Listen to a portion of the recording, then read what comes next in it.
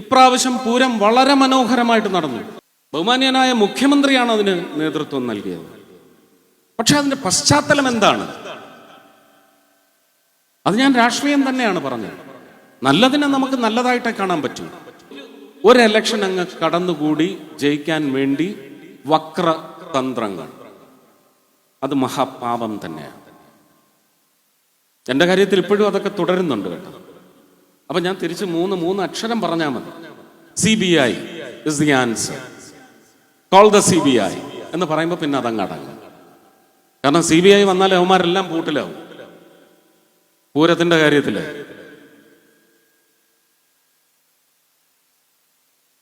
ഇപ്രാവശ്യം പൂരം വളരെ മനോഹരമായിട്ട് നടന്നു.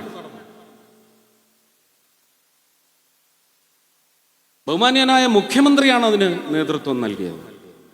പക്ഷെ അതിന്റെ പശ്ചാത്തലം എന്താണ്? അത് ഞാൻ രാഷ്ട്രീയം തന്നെയാണ് പറഞ്ഞത്. നല്ലതിനെ നമുക്ക് നല്ലതായിട്ടേ കാണാൻ പറ്റൂ. അടിയന്തരാവസ്ഥ എന്ന് പറഞ്ഞ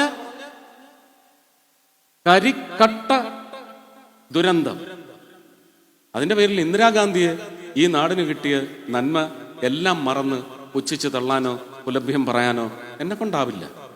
അങ്ങനെ ഒരു വലിയ ബൃഹത്തായ സമൂഹം നമ്മുടെ രാജ്യത്തുണ്ട്, നമ്മുടെ രാജ്യത്തിന് പുറത്തുണ്ട്.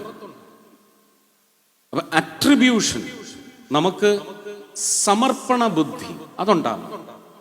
പൂരം മനോഹരമായി നടത്തുന്നതിന് മുഖ്യമന്ത്രി നല്ല തീരുമാനങ്ങൾ, ചർച്ചകളിലെല്ലാം രാഷ്ട്രീയം മറന്ന് നേരിട്ട് വിളിച്ച് പങ്കെടുക്കണം. എന്തെങ്കിലും സജഷൻസ് ഉണ്ട്, ഇൻസ്ട്രക്ഷൻസ് ഉണ്ടെങ്കിൽ അത് നൽകണം, എൻ്റെ മുന്നിൽ വെച്ച് ഉദ്യോഗസ്ഥർക്ക് കൊടുക്കണം. ശ്രീരാജൻ അഹോരാത്രം പണിയെടുത്ത ആളാണ്. അദ്ദേഹം CPI ആയതുകൊണ്ട് എനിക്ക് അദ്ദേഹത്തെ തള്ളി പറയാനൊക്കത്തില്ല. അതാ പറഞ്ഞ വ്യക്തികളുണ്ട്, ആ വ്യക്തികളെ നമുക്ക് കണ്ടെത്താൻ സാധിക്കണം. ആ വ്യക്തികൾ നമുക്ക് ഉപകരിക്കപ്പെടണം. ഉത്തരവാദിത്വമാണ്. പക്ഷെ എങ്കിലും നമുക്ക് അങ്ങനെ ഒരു പ്രാർത്ഥനയില്ലേ ഒരു വോട്ട് ചെയ്യുമ്പോൾ, ഇതെനിക്ക് ഉപകരിക്കപ്പെടണം. ശ്രീ മോഹൻ ജോർജ്, ഞാൻ ദീർഘിപ്പിക്കുന്നില്ല, എല്ലാവർക്കും വീട്ടിൽ പോയി കഞ്ഞിയും പയറും ഒക്കെ കഴിച്ച് കിടന്നുറങ്ങാനുള്ളതാണ്. ആനിമൽ മാൻ കോൺഫ്ലിക്റ്റിനെ സംബന്ധിച്ച് ഇവിടെ സംസാരിച്ചു കഴിഞ്ഞു. നവ്യ പറഞ്ഞതാണ് ഞാൻ പറയാൻ ആഗ്രഹിച്ച പോയിന്റ്. കേന്ദ്ര നിയമങ്ങൾ സസൂക്ഷ്മം അപഗ്രഥിച്ച് പഠിച്ച് നിങ്ങൾ ഇവിടെ ജിയോ ഇറക്കുക. വളരെ നോർമലൈസ്ഡ് ആയിട്ടുള്ള ഒരു പ്രക്ഷുബ്ധതയും പ്രകൃതി സ്നേഹികളെയും മൃഗസ്നേഹികളെയും ഒന്നും വിഷമിപ്പിക്കാതെ, പിണക്കാതെ, മൃഗങ്ങളെപ്പോലും വിഷമിപ്പിക്കാതെ നമുക്ക് കാര്യങ്ങൾ ചെയ്തെടുക്കാൻ സാധിക്കും.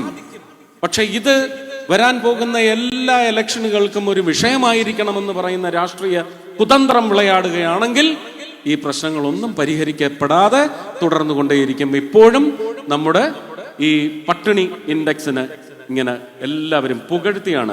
വളർന്നു, ഇന്ത്യയുടെ സ്ഥാനം 300ാമത്തെ സ്ഥാനത്തേക്ക് പോയി എന്നൊക്കെ പറഞ്ഞ് കൊട്ടിഘോഷിക്കാൻ വേണ്ടി ആനന്ദം പ്രകടിപ്പിക്കുന്ന അതുപോലെ തന്നെയാണ് പട്ടിണിയുടെ കാര്യത്തിൽ നമ്മൾ എത്രമാത്രം കൺട്രോൾഡായി, എത്രമാത്രം നമുക്ക് അഭിമാനിക്കാൻ തരത്തിലുള്ള ഒരു പൊസിഷനിലാണ് നമ്മൾ എത്തിയിരിക്കുന്നത്. ഇന്നലെ കൗൺസിൽ യോഗത്തിലും പ്രധാനമന്ത്രിയുടെ ക്യാബിനറ്റ് സെക്രട്ടറിയും വ്യക്തമായി വിളിച്ചു പറഞ്ഞതാണ്, ഓൺ റെക്കോർഡാണ്.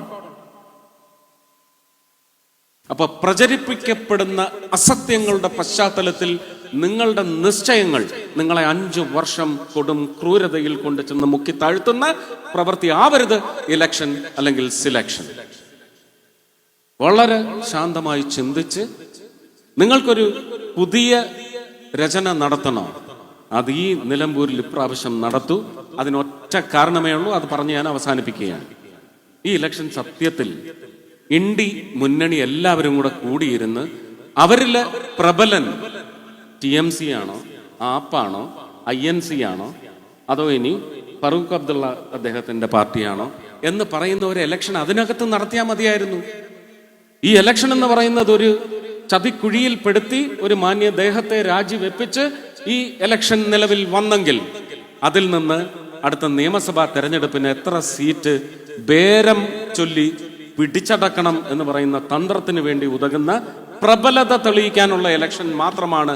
അല്ലാതെ ഇത് നിങ്ങളുടെ നന്മയിലേക്ക് വന്നു ചേരാൻ പോകുന്ന ഇലക്ഷൻ ആയിരിക്കില്ല. നേരെ മറിച്ച് ആ നിശ്ചയം നിങ്ങൾ ശിക്ഷ നൽകിക്കൊണ്ട് ശ്രീ മോഹൻ ജോർജിനാണ് ആ ഒരു വിജയം സമ്മാനിക്കുന്നതെങ്കിൽ ഞാൻ നേരത്തെ പറഞ്ഞില്ലേ, പടരും പടരും പടരും.